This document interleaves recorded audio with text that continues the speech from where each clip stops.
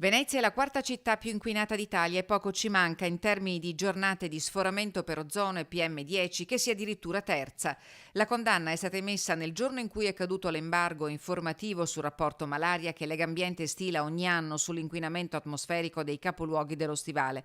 Venezia e la laguna soffrono, servono azioni strutturali e bisogna iniziare a prendere in seria considerazione l'apporto dell'inquinamento prodotto dalla navigazione. Finalmente bisogna mettere in campo gli strumenti che oggi ci sono, ad esempio il blocco del traffico e quindi il blocco di motori più inquinanti anche per i mezzi a motore di navigazione. Per Mestre c'è il tema caldo di Porto Marghera e del traffico legato ai trasporti del commercio, oltre a quello della mobilità urbana. Nel 2018 in città i limiti giornalieri per le polveri sottili e per l'ozono sono stati superati per 139 volte, una giornata e mezza su 3, dati da Codice Rosso. Bisogna intervenire con iniziative strutturali e quindi non solo con blocchi estemporanei, bisogna convertire, speriamo anche i mezzi di locomozione, i mezzi a motore delle categorie, soprattutto dei commercianti o comunque sono delle categorie che usano il mezzo, che hanno bisogno di cambiare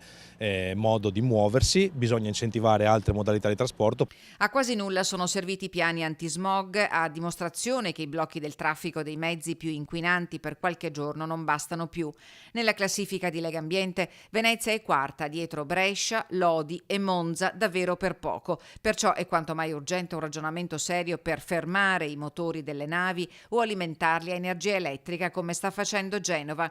La salute è in grave crisi, dice Legambiente, secondo cui è urgente mobilitarsi per trovare soluzioni concrete.